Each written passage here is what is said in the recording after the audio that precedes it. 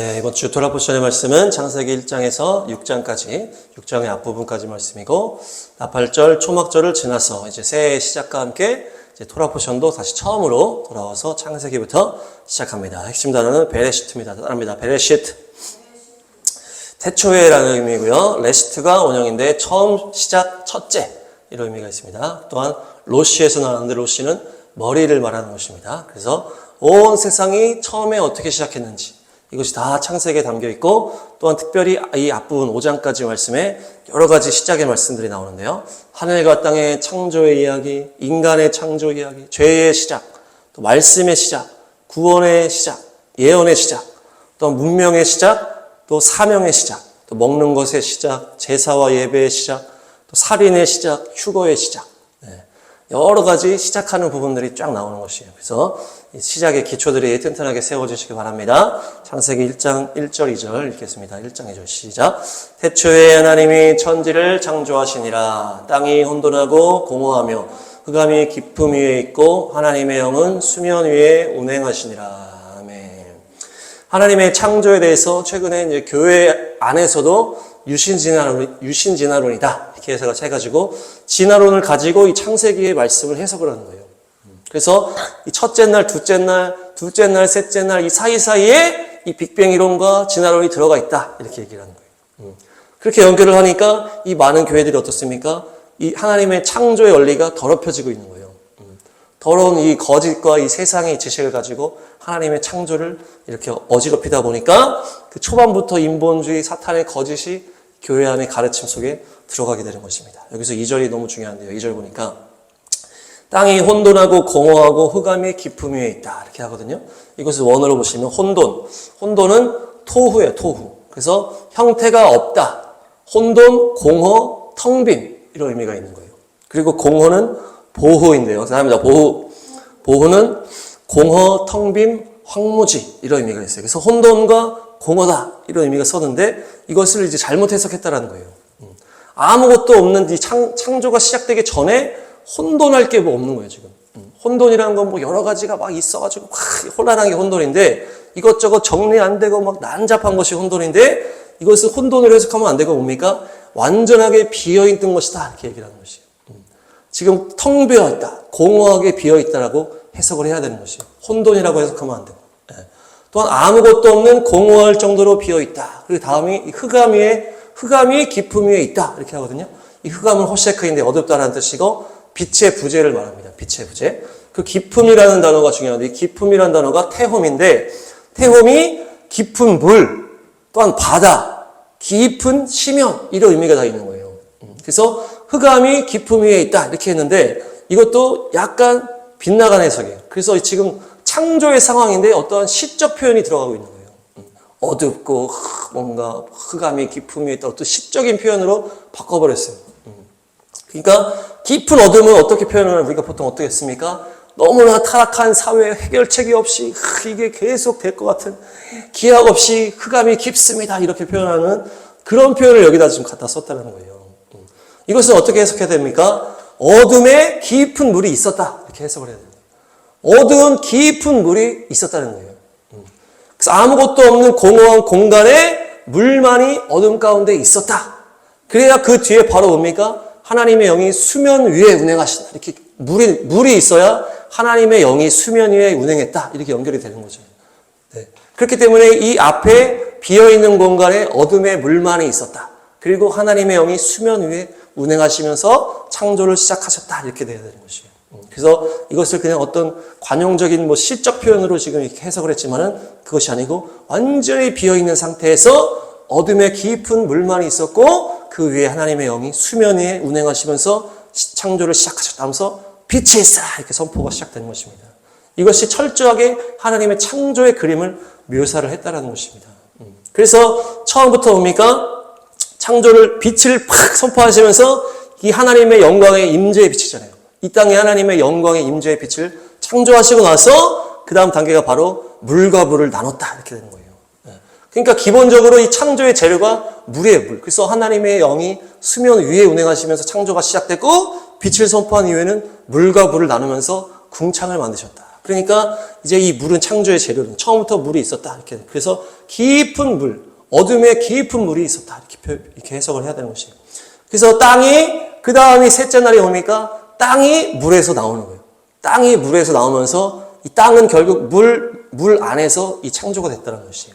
그래서 우리가 흙으로 사람을 만들었다고 했을 때 이 사람이 이 모든 그 전체를 따지면 수분이 70%다. 그래서 피도 다 이제 수분이잖아요. 그러니까 이 흙이 결국 물에서 나왔기 때문에 이 수분이 기본적으로 사람을 형성하고 있다. 이렇게 되는 것이에요. 이것을 베드로가 증명하고 있어요. 베드로후서 3장 5절. 시작. 이는 하늘이 옛적부터 있는 것과 땅이 물에서 나와 물로 성립된 것도 하나님의 말씀으로 된 것을 그들이 일부러 잊으려 함이로라. 아멘. 창조가 물에서부터 시작됐다. 이 땅도 물에서부터 나왔다고 이 베드로도 고백을 하고 있는 것이에요. 이 그때만 해도 그렇게 해석을 했다는 얘기죠. 그런데 하나님의 말씀으로 창조한 것을 그들이 다 잊어버린다. 다 잊어버린 거예요. 그러니까 하나님의 이 마지막 심판에 대해서도 다 그냥 아니다 이렇게 얘기를 하는 거예요. 신화적으로 다 해석을 해버리니까. 그래서 여기 창세기의 표현은 계속 얘기했지만 가장 정확한 표현이라고 했잖아요.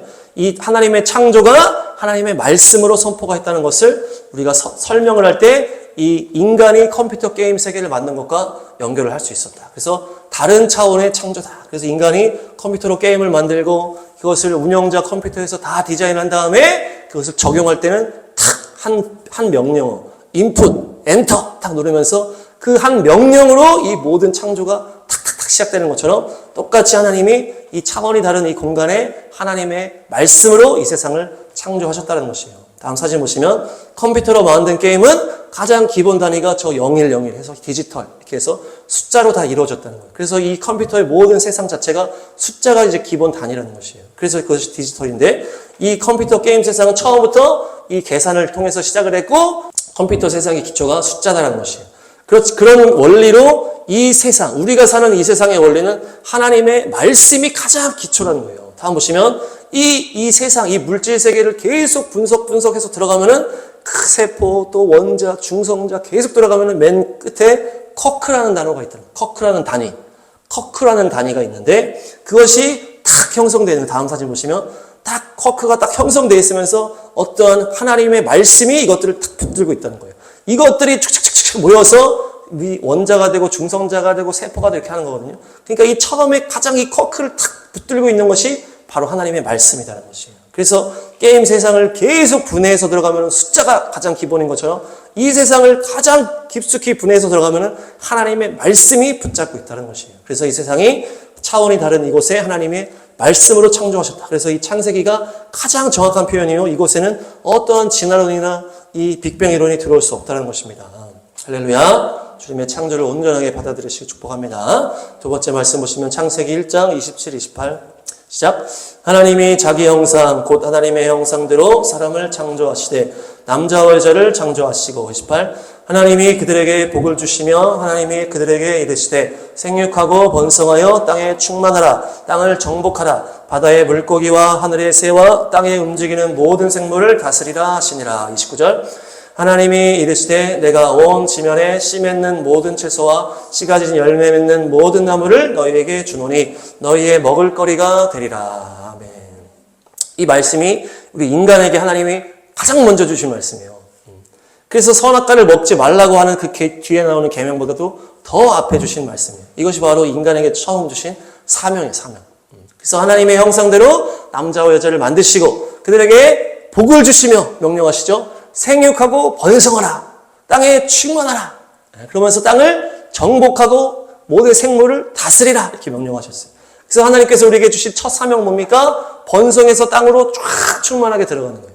그래서 그곳에서 그 나오는 식물을 먹고 그곳에서 동물들을 다스리라. 모든 생물을 다스리라는 것이에요. 먼저 복을 주셨다는 것은 뭡니까? 하나님이 능력을 주셨다는 거예요. 그것을 할 수 있는 능력을 주시고 생육하고 번성해서 충만하게 지고 그곳에서 식물을 심으면서 그것을 먹고 그곳에서 동물을 다스리면서 그것을 살아라라는 것이에요. 땅을 정복한다는 것은 그 땅을 정복해서 그곳에 식물을 심어서 그것을 소유하면서 그 식물을 먹고 마시라는 것입니다. 그래서 식물이나 채소 이것이 하나님이 처음 우리에게 주신 그 먹을 양식이었다. 또한 이 처음에는 이 동물들은 다 우리가 다스릴 대상이었다는 것이에요. 이 채소와 열매, 이 식물들은 우리가 정복해서 이것을 먹고, 가꿔서 먹고, 동물들을 우리가 쫙 다스리면서 이렇게 충만하게 채워나가는 것이에요. 하나님이 인간에게 처음 주신 사명은 뭡니까? 온 세상에 충만하게 뻗어나가라. 자녀를 계속 낳으면서 쫙 채워라. 그러면서 동물을 다스리는 것이에요. 그것이 왕이잖아요. 다스리는 것. 그 당시에 동물들을 다스리는 왕이 우리의 사명이었다는 것이에요. 동물을 다스리는 왕. 그것이 인간의 처음 사명이었어요.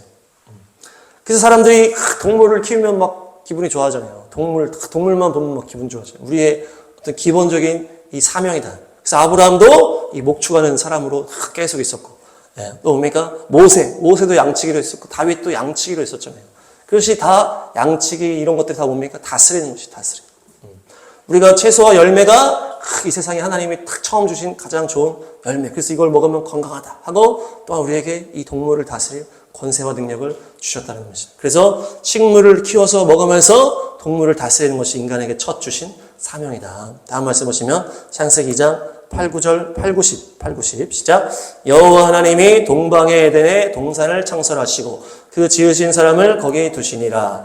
여호와 하나님이 그 땅에서 보기에 아름답고 먹기에 좋은 나무가 나게 하시니 동산 가운데에는 생명나무와 선악을 알게 하는 나무도 있더라. 10절. 강이 에덴에서 흘러나와 동산을 적시고 거기서부터 갈라져 내 근원이 되었으니. 아멘. 여기 보시면은 하나님께서 처음에 무슨 원리를 만드세요? 그 대표의 원리와 흘러감의 원리를 만드신 거예요. 에덴 동산의 원리는 지금 보는 것처럼 흘러감의 원리. 온 땅을 창조하실 때 한 방에 꽉 차게 만드신 것이 아니고 가장 중앙에서 하나님의 생명이 흘러나가게 만드셨다는 거예요. 동방의 에덴을 창설하시고 아담을 만드시고 그곳에서 강물이 쫙 흘러나가면서 지금 뭡니까? 내 근원이 되었으니. 그래서 세상 역사에서도 4개의 문명, 강을 중심으로 4개의 문명이 이 처음에 시작했을 것이다 얘기하잖아요. 그것이 창세기에 정확하게 기록되어 있는 거예요. 가장 중앙에 에덴 동산에 있었던 그것이 바로 이스라엘 예루살렘 땅이라고 우리가 보잖아요. 가장 세상 중앙이다. 그러니까 온 세상이 하나님께서 이 천지를 창조하실 때 홍수 전에는 하나의 한 땅덩어리로 만드셨다는 거예요. 그래서 그 가장 중앙에 주님께서 에덴 동산을 창설하시고 그곳에서 놀라운 생명력이 막 넘치게 하시고 강물이 사방으로 흘러가서 점점점 이 세상을 꽉 채워가는 거예요. 그것이 하나님의 창조와 대표와 이 흘러감의 원리라는 것이에요. 그래서 하나님은 이 대표의 원리, 흘러감의 원리를 만드셨다. 그래서 동물도 식물도 사람도 그 에덴 동산에서부터 쭉쭉쭉 퍼져나가는 거예요. 아담에서부터 쭉쭉쭉쭉 뿌러나서 점점 온 세계로 충만해라. 거기서 에덴 동산에서 동물, 식물도 다 쭉쭉쭉 뻗어나가는 거예요. 강물을 따라 쭉쭉쭉 가는 거예요. 그것이 하나님이 대표성과 이 흘러감의 원리다. 새하늘 새 땅도 마찬가지입니다. 계시록 22장 1, 2절 시작. 또 그가 수정같이 맑은 생명수의 강을 내게 보이니 하나님과 및 어린 양의 보좌로부터 나와서 2절 길 가운데로 흐르더라. 강 좌우에 생명나무가 있어 12가지 열매를 맺되 달마다 그 열매를 맺고 그 나무 잎사귀들은 만국을 치료하기 위하여 있더라. 아멘. 하나님께서 이 땅을 또 다시 다 심판하시고 이 새하늘 새 땅으로 조성하시고 새 예루살렘으로 중앙에 딱 내려오시는 거예요. 그 중앙에 내려오셔서 똑같이 생명수의 강이 온 땅으로 흘러가게 하시는 거예요. 그러면서 이 뭡니까? 이 하나님의 그 보좌에서 흘러나오는 이 생명수의 강이 만국을 치료하도록 쫙 뻗어나가는 것이에요.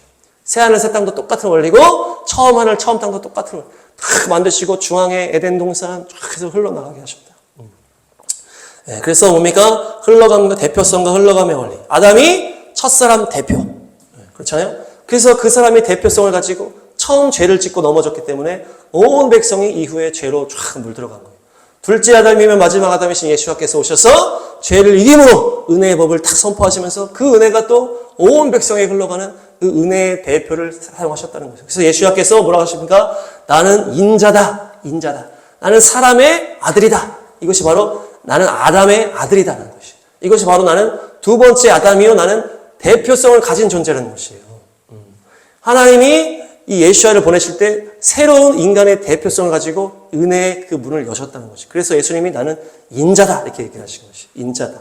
그래서 하나님께서 각 지역마다 한 명 한 명의 믿음의 대표를 세우셔서 그 사람을 통해서 복음과 생명이 흘러가게 하셨다. 그것이 또 교회라는 대표 모임을 만드셨다. 그 대표가 이 성령의 강물을 흘러보내는 이 대표의 역할을 이 교회가 있다는 거예요. 교회. 하나님의 사람 또한 교회를 통해서 이 땅을 바꾸고 이 세상을 바꿀 때 이 대표를 세워서 그들을 온전하게 충만하게 해서 흘러가게 하셨다. 그래서 주의 성령의 강물이 우리를 통하여 흘러 넘치도록 우리가 찬양한 것입니다. 어느 가족을 구원하실 때도 한 명의 대표를 탁 구원하셔서 이 대표를 통해서 이 가족들이 구원받게 하시는 거예요. 또 그 가문의 복음이 흘러가게 하시는 거예요. 그 민족의 복음이 흘러가도록 선교사라는 대표를 탁 보내서 탁 선포를 하시는 것이에요. 또한 때에 맞는 하나님의 말씀을 주실 때도 이 종말론의 말씀을 주시고 예언적인 말씀을 주실 때도 이 한 명의 대표자를 딱 세우는 거예요. 선지자나 하나님의 사람을 딱 세워서 이 대표가 선포하게 하시는 거예요. 그래서 이 하나님의 말씀이 흘러가도록 하시는 것이에요. 바로 이사야, 예레미야, 에스겔이 다 똑같은 그 시대의 그 대표성을 가지고 하나님의 말씀을 선포하는 것입니다. 각 지역마다, 민족마다, 나라마다, 가정마다 대표를 세워서 흘러가도록 주님이 역사하셔서 12제자에서 시작한 그 복음의 대표가 열방을 다 뒤덮게 되신 것이에요. 그래서 물이 바다를 덮음과 같이 여호와의 영광이 온 땅에 충만하게 하셨어요. 그래서 북미, 남미, 아프리카, 아시아, 중동, 유럽에서도 이 각 선교사들이 대표를 가지고 복음을 가지고 들어가서 그곳에 축축축축 퍼져나가는 거 아닙니까? 그곳에 교회를 세워서 교회에서부터 축축 흘러나가게 하신 것이죠. 그것이 바로 대표성이요 흘러감의 원칙입니다. 다음 말씀 창세기 2장 16, 17 시작. 여호와 하나님이 그 사람에게 명하여 이르시되 동산 각종 나무의 열매는 내가 임의로 먹되 17 선악을 알게 하는 나무의 열매는 먹지 말라. 네가 먹는 날에는 반드시 죽으리라 하시니라. 아멘. 이 죽음의 계명을 이제 주시는 거예요. 처음에는 충만해지라고 하는 그 사명의 계명을 주셨고 이 다음에 죽음의 계명을 주셨어요. 이것을 지키지 않으면 죽겠다라고 하는 이 죽음의 계명. 이것이 바로 이 에덴 동산 중앙에 있었을 거 아니에요. 생명나무와 선악을 알게 하는 나무가 딱 있었던. 선악을 알게 하는 나무가 이제 이것을 먹지 말라. 이것은 하나님을 상징하는 나무라는 것이에요. 너는 피조물이다. 내가 너를 나는 창조주고 너는 피조물이야. 내가 너의 눈에 보이지 않을지라도 나를 기억해라. 이런 얘기예요. 그것을 침범하지 말라라는 것입니다. 의미를 더 보시면, 다음 보시면, 이 먹다는 아칼입니다. 따라합니다. 아칼. 아칼은 먹어 치우다 이런 의미가 있고 소멸하다, 멸하다 이런 의미가 있어요. 삼켜버려서 멸해서 없애버리는 것을 말하는 것이. 그래서 이 이제 원어를 보면은 로 아칼 민 이렇게 되어 있거든요. 그래서 열매라는 단어는 없어요. 열매라는 단어가 없고 로는 하지 말라. 그리고 아칼은 먹어 치우다. 이 민이 뭐뭐로부터 이 선악을 알게 하는 나무로부터 이렇게 되어 있어요. 열매라는 표현이 없고. 그래서 다들 이게 열매구나 이렇게 했어요. 열매를 이렇게 얘기를 했는데 이것이 뭡니까? 이 나무에게서 나오는 것을 네가 없애지 말라 이 얘기예요. 이 나무는 하나님을 상징하는 이 나무인데 하나님에게서 나오는 이 말씀, 하나님에게서 나오는 것을 네가 없애버리지 말라, 소멸하지 말라라는 것이에요. 너의 삶에서 하나님께서 주시는 그 말씀을 소멸하지 말라. 그래서 성령을 소멸하지 말라, 하나님을 잊고 살지 말라라는 것이에요. 하나님을 무시하고 살지 말라. 너의 힘으로 그것을 삼켜버리고 살지 말라. 눈에 보이는 분이 아니기 때문에 이 나무를 보면서 하나님을 기억하고 하나님의 그 명령을 기억해라. 그것을 바로 이 하나님의 말씀을 상징하는 이 선악과라는 것이에요. 어떤 행위적인 것 때문에 죄가 들어온 것이 아니고 이 하나님 존재 자체를 말하는 이 나무였다. 이 하나님에게서 나오는 말씀을 너희가 멸하지 말라. 그런 것입니다. 그래서 너희 창조주를 기억하고 나의 말씀을 기억하라. 충만하게 다스리라 하면서 이 말씀을 기억하면서 뭡니까? 이 아담은 하나님과 이제 처음엔 잘 소통했잖아요. 그렇지만 하나님이 보이는 존재가 아니었다는 거예요. 그러니까 이 동물들과 소통하고 이렇게 하지만은 어떻게 하는 거예요? 나한테 꼭 연락해야 돼. 이런 의미예요. 너 나 잊고 살면 안 돼.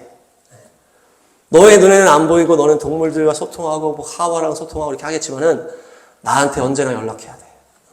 나를 잊으면 안 돼. 마치 부모님이 아들이 결혼해서 탁 어디 멀리 가게 되면 야, 너 나 잊으면 안 돼.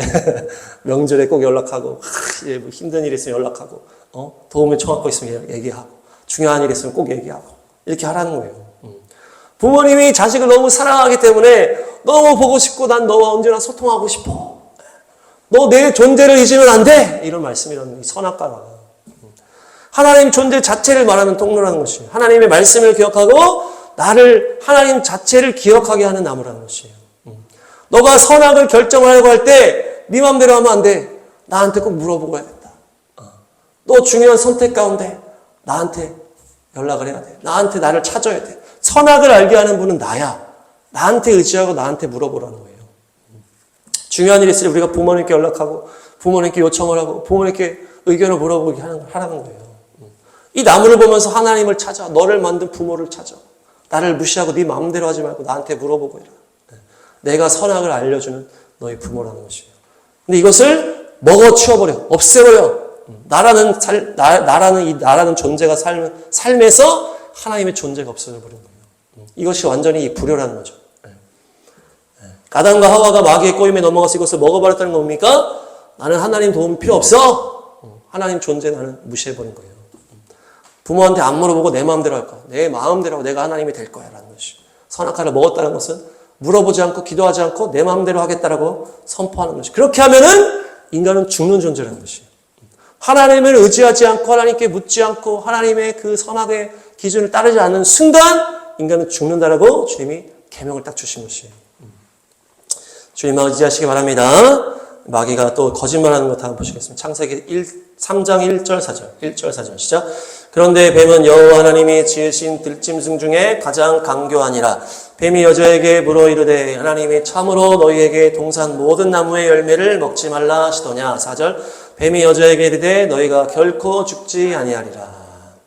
뱀이 마귀죠. 이제 마귀라고 안 나오고 뱀이라고 나오는데 이 땅에서의 등장이 뱀으로 등장했어요. 뱀으로. 그래서 뱀에게 마귀가 들어갔다 이렇게 보고 있는데 이 뱀이 가장 간교한 들짐승이다 이렇게 하는데 이 간교하다라는 것은 아름인데요. 아름은 교활하다, 간교하다 이런 의미가 있고 영리하다, 슬기롭다 이런 의미가 있어요.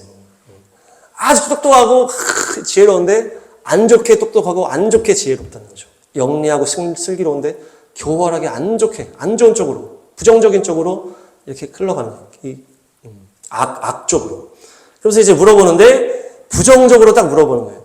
너 하나님이 뭐라고 했습니까? 다 먹어도 되고 하나만 먹지 마라 했는데 야, 하나님이 너 다 먹지 말라 그랬어? 이렇게 딱 물어봐요. 부정적으로. 그렇죠? 마귀의 말, 이 거짓말의 특징은 부정적이다. 부정적이다. 네. 그러면서 여자가 만지거나 먹으면 죽을지도 모른다 그랬는데 이렇게 딱 틈을 딱 주니까 딱 들어가는 거예요. 다음 보시면 하나님께서 결코 죽는다 이렇게 하면서 무트 이렇게 하시더라고요. 죽음이 무트인데 무트 두 개 쓰면서 결코 죽어 이거 먹으면 무조건 죽는다. 그런데 사단이 거기다가 아니야 딱 붙인 거예요. 이 하와가 틈을 딱 보여주니까 결코 죽는 게 아니야 이렇게 하는 거예요. 무트가 아니야 이렇게 딱 이렇게 했어요. 그러니까 정반대로 정면으로 팍 반박하는 거예요. 틈을 딱 주니까. 그러니까 하와가 뭐라 합니까? 3장 3절에 시작. 동산 중앙에 있는 나무의 열매는 하나님의 말씀에 너희는 먹지도 말고 만지지도 말라. 너희가 죽을까 하노라 하셨느니라. 여기 이제 하와의 이제 빈틈이 나오는 거예요. 먹지도 말고 만지지도 말라. 너희가 죽을까 하노라. 네. 죽을까. 이게 어떤 뉘앙스예요? 죽을지도 몰라. 이렇게 의미로 받아들였다는 거예요. 하나님이 그렇게 말한 게 아니겠죠. 그 받아들일 때 그렇게 받아들였다. 죽을지도 몰라. 이렇게 받아들여. 너희가 죽을까 하노라. 다음 보시면 이 펜인데요. 이 펜이라는 단어가 붙어 있는데 하지 않도록 뭐뭐 할까 두렵다. 이런 의미예요. 하지만 너네가 잘못될까 두려워. 이렇게 의미를 인식하고 있는 거예요. 하와가. 이런 식으로 인식하고 있다. 이것이 아담의 책임이에요. 아담의 책임. 아담은 하나님의 말씀을 직접 들은 존재라는 거예요. 이 말씀을 아담이 직접 들었어요. 하와가 직접 들은 게 아니고. 아담이 하와에게 전달을 했는데 잘못 전달한 거죠. 그 뉘앙스를 약하게 전달한 거예요. 야 하와야 저거 나무 봐봐. 저거 있잖아. 하나님이 저거 우리 죽을 수 있다고 조심하라 그랬어. 이렇게 손도 대지 말고 먹지도 말고 조심 우리 위험해질 수 있다. 이렇게 얘기했다는 거예요. 약간 우리 중심으로 우리가 잘못될까 봐 두려워. 이게 약간 이제 인본주의가 섞였다는 얘기죠. 저거 먹으면 무조건 죽어! 이렇게 딱 해야 되는데 저거 먹는 무조건 죽는다 이렇게 딱 해야 되는데 하나님의 이 단호한 딱 해야 되는데 야 하나님이 우리 걱정하시고 저거 가까이 가지 말고 먹지 말고 저거 위험한 막 이렇게 한 거예요. 그러니까 하나님의 말씀의 이 단호함을 인본주의로 이렇게 희석시켜서 아담이 그렇게 얘기한 거예요. 그러니까 말씀을 전하는 자가 타협함으로 인본주의적으로 약하게 얘기했다는 거예요. 그러니까 이 하와가 이 교회를 상징하잖아요. 교회가 하나님의 말씀을 잘못 해석을 한 거예요. 그러니까 이 초점이 이제 바뀌어버린 거예요. 하나님이 우리를 위하시지. 우리를 걱정하시지. 이게 약간 인본주의적으로. 우리 너무 죄 너무 많이 지면 안 좋으니까. 이렇게. 술을 먹지만 먹으면 죽어! 이렇게 해야 되는데, 아예 술 많이 먹으면 몸에 안 좋아. 이렇게 바꿨다는 거죠. 하나님이 어미함을 이제 바꿔버립니다. 단호함을 없애버린다. 무조건 죽는다고 하는 것을 탁 이렇게 딱 희석시키니까 마귀가 팍 치고 들어와가지고 절대 안 죽어, 야. 절대 안 죽어, 절대 안 죽어. 탁 이렇게 들어가는 거예요. 이 술, 담배, 죄 지으면 절대 죽어. 이렇게 해야 되는데, 몸에 안 좋고 안 좋아. 그러면서 하니까 팍 이제 거기서 이제 시작되는 거 아니에요. 술, 담배 다 하게 되는 거예요. 마귀 안 죽어. 얼마나 좋은지 몰라. 같이 술 먹고 하면 너무 재밌고, 담배 피우면 너무 좋아. 이러면서 좋은 걸 막 던져주는 거예요. 3장 5절. 3장 5절 시작. 너희가 그것을 먹는 날에는 너희 눈이 밝아져 하나님과 같이 되어 선악을 알 줄 하나님이 아심이니라. 그걸 먹으면 하나님과 같이 선악을 알게 되고, 너 하나님처럼 되는 거야. 이렇게 좋은 거를 딱 얘기하는 거예요. 안 좋은 거에 대해서 이제 약간 애매하게 있으니까 아니야! 한 다음에 좋은 거를 팍 던지는 거예요. 좋은 거를. 그러니까 확고하지 않을 때 이 틈을 타서 확고한 이 좋은 거를, 반대에 있는 좋은 거를 막 던지는 거예요. 야, 너 하나님처럼 되는 거야. 얼마나 좋겠냐. 네가 선악을 막 마음대로 네 마음대로 할 수 있어. 또 안 좋은 마약을 안 좋은 거 알지만 위험해. 그렇지만 이거 하면 장난 아니야. 막 끝내줘. 막 이 쾌감이 막 끝내줘. 막 이러면 좋은 거를 막 던지니까 그래? 그렇게 끝내줘? 이렇게 되는 거거든요. 그러면서 넘어가는 거예요. 그러니까 쳐다보니까 멋져 보이고 좋아 보이고 이렇게 되는 거예요. 그러면서 아담도 주고 둘 다 먹게 되는 거예요. 마귀의 거짓말이 부정적으로 말하고 이 하와 안에 있는 인본주의로 잘못된 것들을 틈타고 들어와서 이 반대의 좋은 거를 팍 던지면서 이 유혹을 하는 거죠. 그렇게 해서 넘어갔어요. 죄에 철저하시기 바랍니다. 하나님의 말씀의 권위를 철저하게 인정해야 됩니다. 다음 보시면 복음의 시작, 창세기 3장 15절 시작. 내가 너로 여자와 원수가 되게 하고 내 후손도 여자의 후손과 원수가 되게 하리니 여자의 후손은 내 머리를 상하게 할 것이요 너는 그의 발꿈치를 상하게 할 것이니라 하시고. 아멘. 이 뱀과 이 여자의 관계에 이제 원수로 딱 하는 거죠. 이 마귀의 후손, 여자의 후손과 이제 원수가 된다. 그러면서 하와는 이 생명이랑 이제 연결이 되는 거예요. 하와 이름이 생명이기 때문에. 그래서 여자의 자손이라는 것은 생명의 자손을 말해요. 생명의 자손. 마귀는 생명의 자손과 원수가 되는 거예요. 생명을 출산하고 생명을 선포하는 자들과 원수가 되고 서로 싸운다는 것이에요. 마귀의 자손들이 생명 있는 자를 공격할 것이다. 이야기하는 거예요.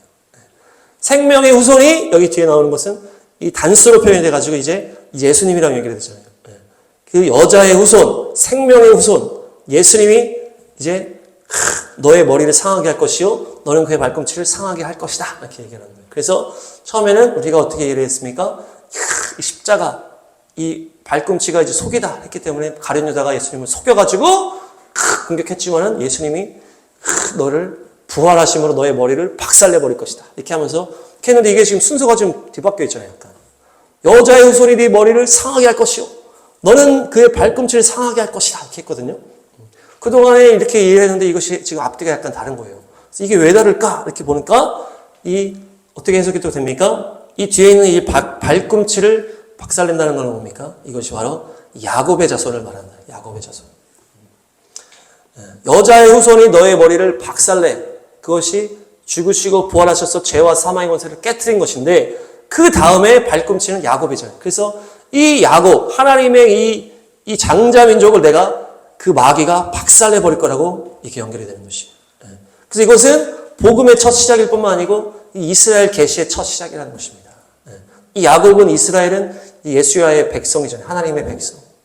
그래서 이 뒤꿈치가 이 야곱의 이름과 연결이 되고 발꿈치를 상하게 한다. 이 상하게 한다는 것이 뭡니까? 완전히 박살내버리는 거죠. 박살내버리는 거예요. 그래서 이 예수님의 십자가 부활, 그래서 마귀가 머리가 깨지고 마귀의 권세가 깨진 다음에 이 민족을 박살내버리는 거예요. 그러면서 예수님 십자가 이후에 예루살렘이 함락이 되고 성전이 무너지고 이 유대인이 학살이 돼서 완전히 흩어져서 그곳에서 계속 유리방황하면서 고생길 하다가 이 홀로코스트까지 완전히 박살내는 것이 바로 이 이스라엘 계시가 이 말씀에 지금 들어가 있는 것이에요. 할렐루야. 그래서 이 이후에 이 말씀이 최초의 살인으로 이제 성취가 되잖아요.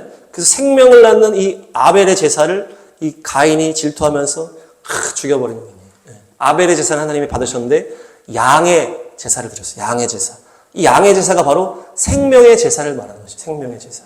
생명의 제사를 드리는 자를 이 가인, 이 마귀의 후손이죠. 그래서 이들이 공격을 해서 돌로 쳐서 죽여버렸다는 거예요. 자기 동생인데도. 생명이 없는 제사로 나아가느냐, 생명의 제사로 나아가느냐. 이것이 그 말씀의 성취로 쭉 나가는 거예요. 양으로 제사 지냈다는 것은 생명을 바쳤다는 것입니다. 생명을 바치지 않으면 온전한 예배가 될 수 없다. 그리고 마귀의 자손은 그것을 하지 않고 죄악 가운데 버무려져 있다가 생명을 드리는 제사를 드리는 그 자를 죽여버리는 거예요. 공격하는 거예요. 원수가 됐기 때문에. 그래서 우리가 하나님께 드려지는 제사는 뭡니까? 예배는 생명을 드리는 예배. 생명을 드리는 예배. 예수와의 그 십자가 생명을 가지고 나아가는 예배. 우리의 생명을 바칠 마음으로 전심을 다하는 예배가 주님의 온전한 예배고, 그렇게 생명을 바치는 예배로 나갈 때 이 마귀의 자손들이 공격하는 거예요. 마귀의 자손도 지금 예배를 드리는데 이들은 생명이 없는 예배를 드리는 거예요. 자기를 위한, 자기 교만을 위한 그런 예배를 드리는 자는 생명을 들여서 전부를 바쳐서 나아가는 그 자손을 공격해서 죽이는 것. 그것이 예언으로 성취가 되는 것이죠. 그 다음 하시면 창세기 4장 26절. 4장 26절. 시작. 셋도 아들을 낳고 그의 이름을 에노스라 하였으며 그때의 사람들이 비로소 여호와의 이름을 불렀더라. 아멘. 이것이 이제 에노스 때에 뭔가 하나님의 이름을 부르면서 온전한 예배를 드린 것처럼 우리가 그동안 그렇게 이해를 했는데 원어를 보면 이게 좀 잘못됐어요. 그래서 에노스가 다 보시면 에노스가 에노시, 사람을 말하는 것이, 에노시가 사람을 말하는 단어인데 그냥 사람이 아니고 악한 사람, 불량배 이런 의미가 있어요. 아나시는 병든 이런 의미가 있어요. 병든. 그래서 상처난, 병든, 상처나서 병들어서 그로 인해서 악해지고 불량해진 사람을 말하는 거예요. 에노스가. 에노시가 이 사람을 말하는 단어인데 상처 입고 막 뭡니까? 병들어서 그걸로 인해서 악해지고 불량해지는 사람을 말하는 것이. 여기서 다음 보시면 여기서 불렀다는 것이 뭡니까? 할랄카라인데요. 할랄카라. 다음에 할랄카라. 이 할랄카라가 카라가 부르다. 그래서 카라 부르는데 할랄이 상처를 입히다 이런 의미예요. 음행하고 더럽히고 모독하다. 그러니까 이때부터 하나님의 이름이 이 더럽혀지기 시작했다 이런 얘기예요. 에노스 때부터 하나님의 이름을 불렀더라 이것이 아니고 이때부터 하나님의 이름이 더럽혀지기 시작했더라 이렇게 되는 거예요. 그래야 이 뒤에 노아의 홍수 이야기와 연결이 되잖아요. 뒤에는 노아의 홍수 완전히 죄로 나가는데 갑자기 여기서 여호와의 이름을 불렀더라 이렇게 되는 게 약간 이제 맥이 안 맞잖아요. 그래서 이 아벨도 주님의 이름을 부르면서 다 예배했는 거예요. 다 주님의 이름을 다 불렀는데 이때부터 주님의 이름을 부를 때에 이게 모독하는, 음행하는, 더럽히는 이렇게 안 좋은 쪽으로 주님의 부름이 이렇게 오염됐다는 것이, 그것이 바로 이 에노스 때부터 시작됐다. 그러면서 이 뒤로 완전히 타락해지기 시작했다. 그러니까 노아의 홍수로 완전히 타락하는 이 처음 시점이 바로 뭡니까? 주님의 이름을 부르는데 이 음행으로 부르는 거예요. 또한 더럽혀서 부르는 거예요. 주님의 이름을 더럽히지 말라 하셨잖아요. 모독하면서 부르는 거예요. 그것이 왜 그럽니까? 이 마음의 상처와 이 병드는 것으로 인해서 삐뚤어지고 이렇게 돼요. 그러면서 이제 악한 자가 되고 불량한 자가 됐다. 이것이 바로 인본주의의 인본주의 신앙이다. 인본주의 신앙. 상처, 병든 마음 이런 쪽에 확 집중하면서 이 심령이 약해지고 삐뚤어지고 악해지고 나가요. 그러니까 점점 사람을 위한 예배가 되는 거예요. 사람을 위한, 자기를 위한 예배. 그러면서 이 하나님의 영광에 오직 주님께 영광이 되는 그런 예배에서 점점점 인본주의 예배, 자기를 위하러 하고 자기의 어떤 이런 거, 병든 내 마음 이런 거에 하면서 계속 삐뚤어지게 나가기 시작해서 결국 노아 홍수까지 죄악이 완전히 충만해졌다는 것입니다. 그러니까 그 처음의 시작이 바로 이 말씀이요, 인본주의 이 신앙이라는 거예요. 인본주의 신앙. 정리하겠습니다. 창세기는 모든 것의 시작을 보여주고 있다. 하늘과 땅의 창조의 시작은 비어있는 그 어둠의 물, 그 상황에서 주님께서 수면 위에서 역사하시면서 이 물로 인해서 모든 창조가 시작이 되었다. 그래서 이 다른 차원의 창조는 이 명령으로 시작된다. 그래서 빅뱅, 진화로 이런 게 들어올 틈이 없다. 하나님의 말씀의 선포, 우리가 인간이 게임을 만드는 것처럼 다른 차원에는 탁 명령을 통해서 하나님이 창조하신 것처럼 가장 기초가 이 쿼크라는 그것이 하나님의 말씀으로 붙들고 있는 그 가장 기초의 단위다. 컴퓨터 게임 세상의 숫자가 가장 기초라면 이 하나님이 만든 우리 인간의 세상은 가장 기초가 하나님의 말씀으로 탁 붙들고 있다는 것이. 그것이 하나님의 말씀의 기초고 또 하나님이 우리에게 주신 첫 번째 사명이 온 땅에 충만해서 식물을 먹으면서 동물을 다스리는 것이에요. 왕으로 권세를 주셨고 또한 동물을 다스리는 어떤 그런 사명을 처음에 주셨다는 것이에요. 또한 하나님께서 대표성과 흘러감의 원리로 시작하셨다. 그래서 하늘과 땅을 쫙 다 만드시고 꽉 다 채운 것이 아니고 가장 가운데 에덴 동산을 만드셔서 그곳에서 그 식물과 동물과 사람이 계속 흩어지면서 이 생명이 흘러가는 역사. 그래서 대표를 세우고 그곳에서 생명이 흘러가는 역사를 주님께서 이루시고 창조를 통해서 그렇게 하셨고 복음을 통해서 또 쫙 그렇게 채우셨다. 교회를 세우고 하나님의 사람을 선교사로 또 하나님의 예언자로 또 선지자로 세워서 하나님의 말씀을 탁 흘러가게 하시고 하나님의 창조와 복음을 흘러가게 하시는 원리가 있었다. 또한 선악과를 먹지 말라고 하는 이 죽음의 계명이 있었지만 이것은 하나님을 먹어버린 것이다. 하나님의 말씀을 무시해버린 것이다. 내가 부모 없이 나는 그냥 내 마음대로 하고 싶다. 하나님의 말씀을 내가 먹어치워버린 것이다. 그래서 자기 마음대로 하려고 하는 것이 하나님을 완전히 무시하고 하나님은 내가 너의 아버지야. 내가 너를 만들어서 너 나한테 계속 연락해야 돼. 안 보인다고 나 무시하고 그러면 안 돼. 선악을 결정할 필요할 때마다 나를 찾고 나를 찾아라. 그렇게 해야 되는데 그렇게 하지 않고 먹어버렸다. 이것이 뭡니까? 이 아담이 인본주의적으로 이 하와에게 잘못 선포했다. 잘못 가르쳤다. 야, 하나님이 너 걱정해서 저거 만들지 마. 만지지도 말고 걱정하셔서 이렇게 됐다. 그렇게 약간 하나님의 엄미한 말씀을 인본주의적으로 약하게 만들었다. 그렇게 하니까 야, 너 잘못될까봐, 너 위험할까봐 그러는 거야. 너 많이 하면 안 되고, 뭐 만지면 안 돼. 이렇게 해서. 그래서 하와가 그 틈이 벌어져 있으니까 마귀가 바로 반대하면서 죄의 즐거움을 막 보여줘가지고 넘어뜨려 버린 것이. 또한 여자의 후손과 뱀의 후손의 전쟁, 또한 이 십자가의 승리로, 이 부활의 승리로 그들의 머리를 깨트린 다음에 이 발꿈치를 문다는 것이 이 야곱의 자손들, 이스라엘 백성들을 박해하는 그 예언이 것이다. 그래서 그 말씀, 3장 15절 말씀은 복음의 시작일 뿐만 아니고 이스라엘 계시의 시작이 되었다. 그 이후에 이 아벨과 가인을 통해서 생명을 바치는 예배자를 마귀의 자손이 공격해서 죽여버린다. 그것이 영적 전쟁인데 이 에노스 때 완전히 인본주의로 점점 하나님의 이름을 모독하고 오염시키고 음란하게 이렇게 주님을 예배하면서 이 예배가 타락하기 시작하면서 온 세상에 심판이 들어갔다. 그래서 우리가 인본주의에 타협하지 마시고 철저한 주님 앞에 순종하심으로 또 온전한 우리가 하나님의 대표자가 되어서 하나님의 온전한 그 생명의 강물을 흘려보내고 생명을 바치는 예배자로 나아가서 이 어둠의 시대를 돌파하는 우리가 될 줄로 믿습니다.